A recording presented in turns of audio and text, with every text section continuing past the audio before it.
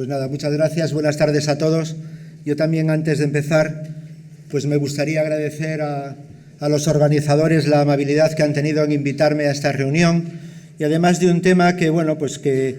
es un tema interesante y que hemos dedicado gran parte de la labor profesional en los últimos años, ¿no? Y para ponerlo un poco en materia, os voy a traer el caso de una persona un poco atípico, ¿no? Es un caso no muy frecuente, pero es para ponerse un poco en el papel de cómo se debe de organizar la estratificación del riesgo en el síndrome coronario agudo. Se trata de un caso real de una mujer de 39 años que estaba en el hospital acompañando a un familiar, sigue teniendo la regla, es una mujer que no tiene factores de riesgo cardiovascular, hace ejercicio regularmente, es delgada, un índice de masa corporal de 19 y le informaron de que su familiar tenía un cáncer mientras estaba en el hospital, y entonces, antes de irse a casa, decide pasar por urgencias porque tiene un episodio de dolor en el pecho relacionado con el momento que le dan la mala noticia.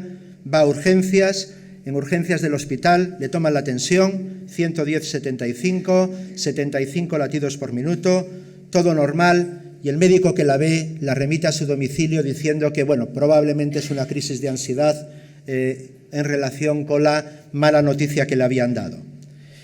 La mujer se va a casa y 18 horas después del episodio vuelve nuevamente a urgencias, esta vez por un episodio de 3 horas de duración. Ella dice que más intenso, aunque la intensidad ha ido oscilando a lo largo de las últimas 3 horas, y ahora sí le hacen un electrocardiograma, y se ve que tiene una T negativa en cara anterior y descenso del ST de 1,5 milímetros en cara anterior, con lo cual nos avisan a cardiología, y estando hablando con ella en urgencias presenta una fibrilación ventricular.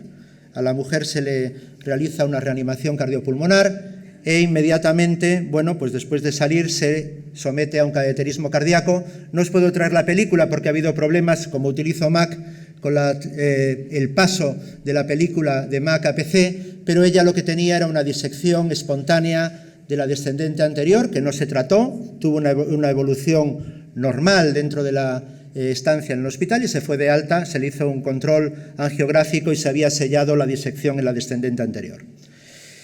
Este es un caso atípico, obviamente, es una mujer que tiene pocos factores de riesgo, pero tenéis que saber que, y todos sabemos que el 30% de las personas que tienen un infarto de miocardio, la presentación no es típica, no es como viene en los libros. Y además, con cierta frecuencia, se hace mucho hincapié en urgencias, y lo vemos reflejado en la historia, que mucho hincapié en los factores de riesgo cardiovascular, si el enfermo fuma, si no fuma, si tiene hipercolesterolemia, etcétera, que es muy importante, pero se sabe que los factores de riesgo cardiovascular son predictores de enfermedad futura coronaria, pero son muy malos predictores de que el enfermo esté pasando un síndrome coronario agudo. Es decir, si yo ahora tengo un varón de 60 años, fumador, diabético, hipertenso, hipercolesterolémico, y al lado una mujer de 30 años sin ningún factor de riesgo cardiovascular, y la mujer tiene un dolor en el pecho, lo más probable, tiene muchas más probabilidades de tener un síndrome coronario agudo la mujer que tiene dolor en el pecho que el varón que está asintomático con todos los factores de riesgo. Es decir, la presencia de dolor torácico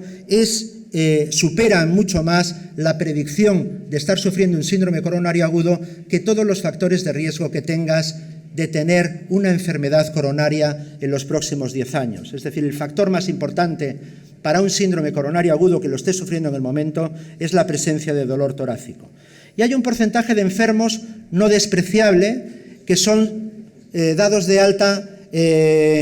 indebidamente o con altas inapropiadas. Y hay una serie de factores de riesgo para tener altas inapropiadas. Uno de ellos, el ser joven. Es mucho más fácil que te den de alta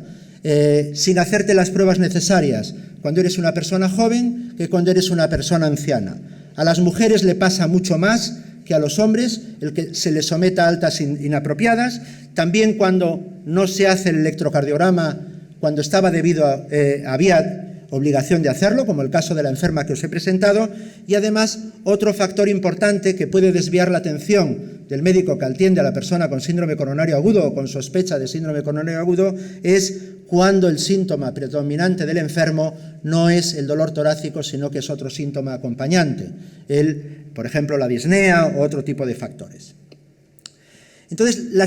estratificación del riesgo, ¿para qué? Bueno, pues para varias razones. Una de ellas,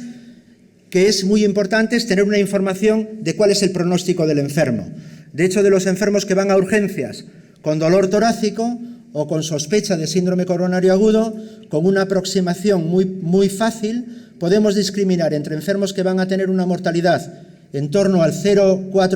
0,5%, u otros que tienen una mortalidad próxima al 50%. Es decir, solamente con una aproximación clínica del enfermo nos permite discriminar muy bien cuál es el pronóstico del enfermo. Otro aspecto importante de la estratificación del riesgo es para hacer una mejor asignación de los recursos que tenemos. No se pueden hacer todos los recursos que hay a todos los enfermos que vienen a urgencias por dolor torácico, que como todos sabéis es la causa más importante médica por la que acude un enfermo a urgencias. Y otro aspecto importante es compararnos nuestros resultados, dependiendo del riesgo, con los resultados de otras. No es posible de otras personas. No es posible decir, yo tengo una mortalidad del síndrome coronario agudo del 2%, con lo cual soy mucho mejor que el que tiene el 4%, y probablemente, a lo mejor, no estamos hablando de los mismos enfermos. Es decir, puede haber médicos que ven un tipo de enfermos con un perfil de riesgo más bajo. Eso pasa mucho en los hospitales donde los enfermos de síndrome coronario agudo son tratados por intensivistas. En general, el perfil de riesgo del enfermo que ingresa en una unidad de cuidados intensivos es un perfil de riesgo mayor que el enfermo con síndrome coronario agudo que ingresa en una planta convencional, como hacemos todos en muchos hospitales. Es decir, la estratificación del riesgo también es muy importante para comparar y saber cuáles son mis resultados o los resultados de otra persona. Y también, por supuesto, saber el efecto del tratamiento en función del riesgo es otro de los factores muy importantes. Y la estratificación del riesgo existe desde que existen las unidades coronarias. Todos utilizamos la clasificación de Killip y Kimball y fue la primera idea que hubo de la publicación de los primeros 200 casos que tuvieron cuando abrieron la unidad coronaria Killip y Kimball, y ellos mismos vieron que solamente auscultando al enfermo podían discriminar entre pacientes con infarto de miocardio que tenían una mortalidad entre el 6% o el 80%, dependiendo de cómo estaba clínicamente solamente con el fonendo. Es decir, si tenían crepitantes o no tenían, si tenían tercer ruido o no, o si el enfermo estaba hipotenso o mal perfundido. O sea, no es una cosa nueva. Ahora se nos llena la boca de hablar de la estratificación del riesgo, escala Grace, etcétera, pero esto lo llevamos haciendo desde que se han creado las unidades coronarias o las unidades de críticos para atender a los enfermos con síndrome coronario agudo. Entonces, ¿cuándo es necesario hacer la estratificación del riesgo? Killip y Kimball decían que podías hacerte una idea nada más llegar el enfermo, pero obviamente no es un momento único en el que tienes que hacer la estratificación del riesgo, y en general la tienes que hacer siempre que tienes que hacer una toma de decisiones. Y yo creo que en el enfermo con dolor torácico o con sospecha de síndrome coronario agudo hay 3 momentos claves. Uno, en el momento que el enfermo llega a urgencias, en la valoración del dolor torácico. Otro, una vez que decides que el enfermo los debes de ingresar porque es un enfermo de alto riesgo o con un síndrome coronario agudo confirmado, es saber cuál es la estrategia inicial. Lo ingreso a una unidad de críticos, lo ingreso en la planta con la telemetría, no es necesario, hago una estrategia invasiva precoz,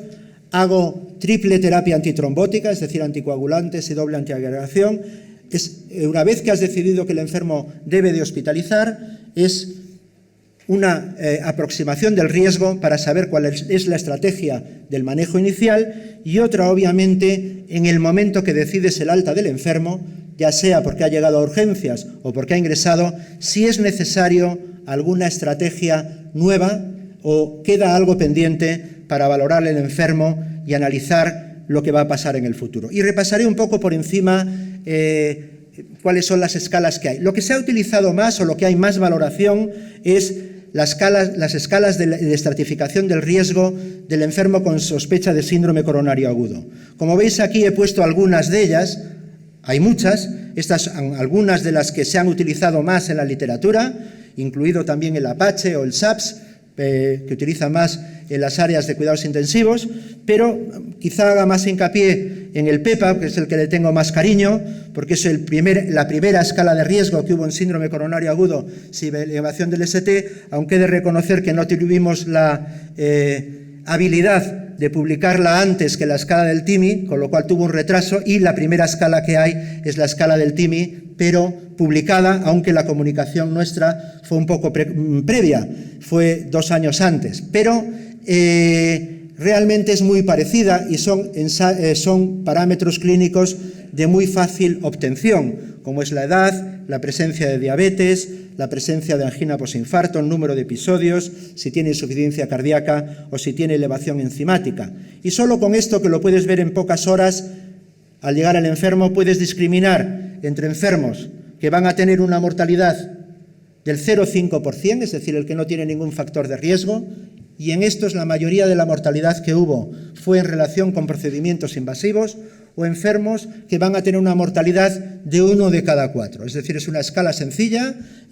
muy parecida a la del TIMI y también muy útil como otras escalas, incluso la del doctor Sanchís, que también, incluyendo además otros parámetros dentro de la evolución, como puede ser la ergometría, en enfermos de muy bajo riesgo, te permite discriminar mucho mejor los enfermos o el pronóstico que van a tener los enfermos.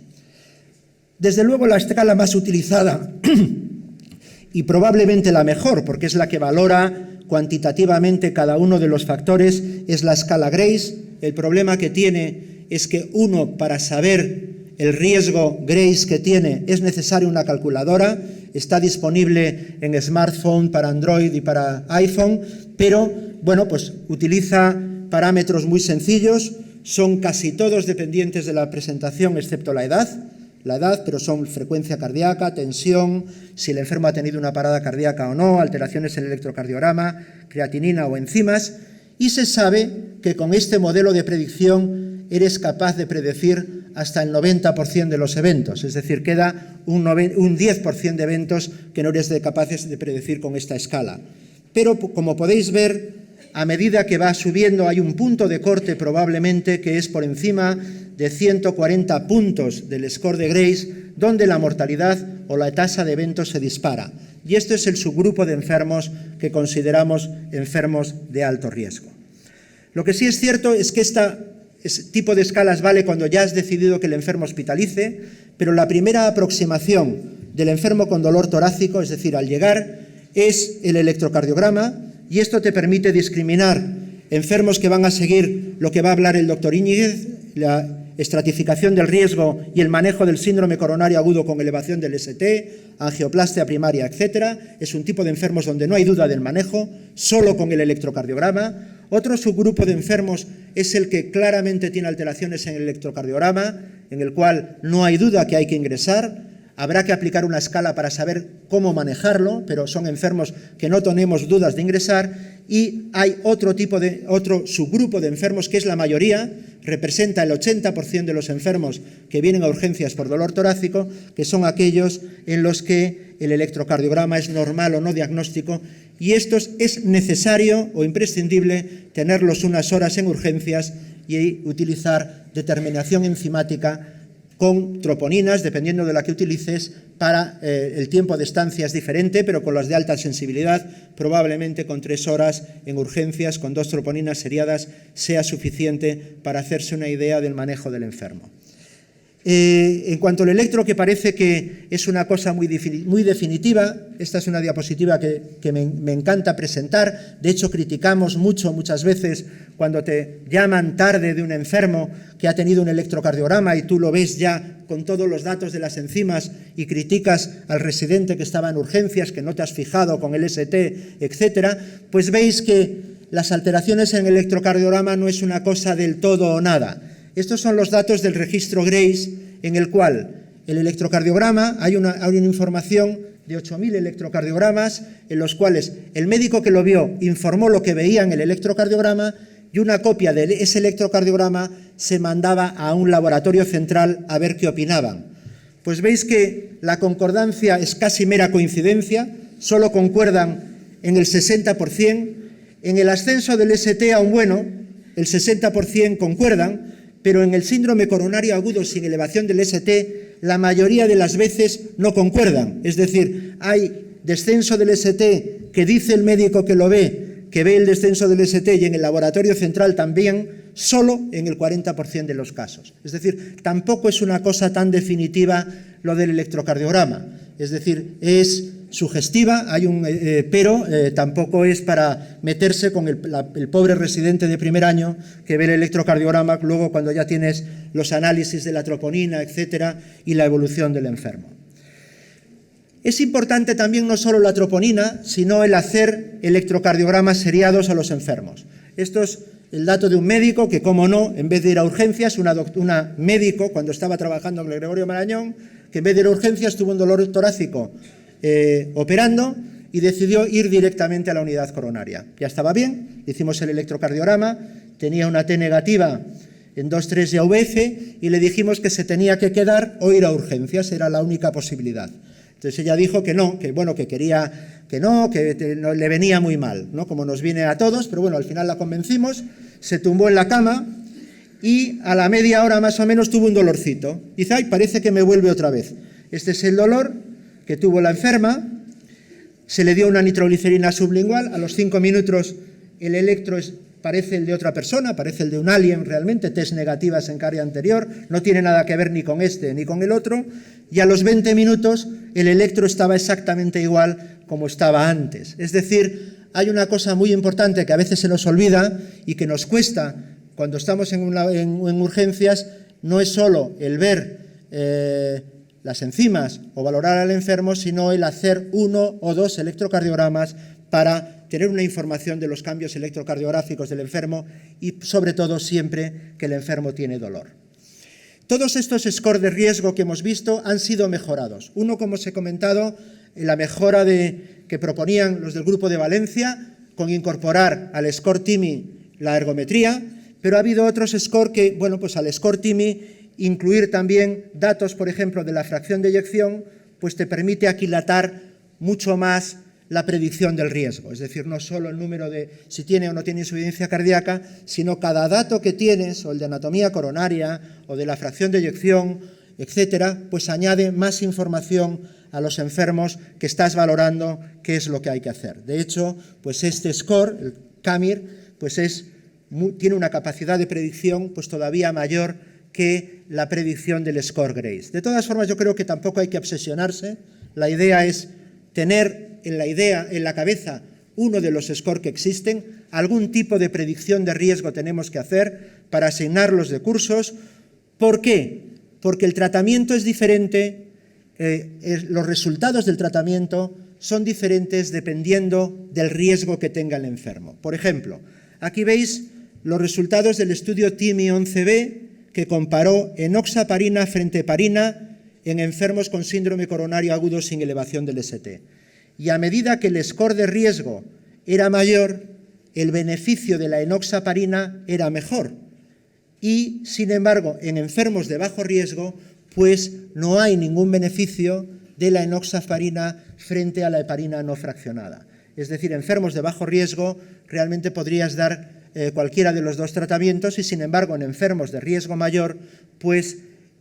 los tratamientos con heparinas de bajo peso molecular pues ofrecen más beneficio. Una cosa parecida, por ejemplo, ha pasado con los nuevos antiagregantes. Estoy de acuerdo que en este subanálisis del estudio Plateau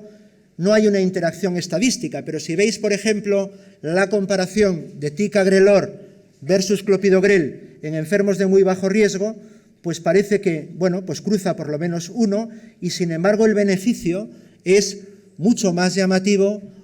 aunque no hay una interacción estadística, en los enfermos de riesgo más alto. Es decir, que si tenemos una restricción económica para la utilización de los nuevos antiagregantes plaquetarios, etcétera, pues probablemente un criterio de selección o un criterio de elegir tratamientos más costosos, pues a lo mejor sea el ceñirse a aquel subgrupo de enfermos en los que tienes más beneficio.